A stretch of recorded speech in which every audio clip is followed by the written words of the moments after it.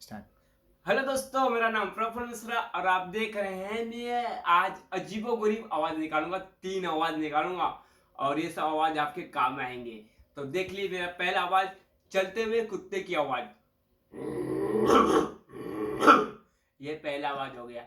अब दूसरा आवाज जैसे कुत्ते को रोते हैं।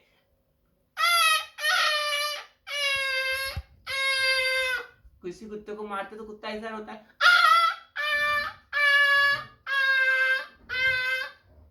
ये हो गया।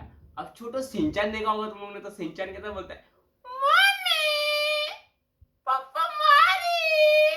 पापा मारेगा ही नहीं बेटा, ऐसा काम करोगे तो।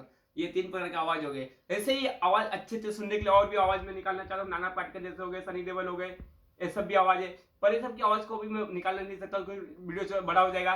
तो इसके नेक्स्ट वीडियो में आपको ये सब की आवाज भी मिलेंगे और कैसा बनता है वो भी सिखा दिया जाएगा। ओके, लाइक कीजिए और सब्सक्राइब कीजिए और भाई को सपोर्ट कीजिए।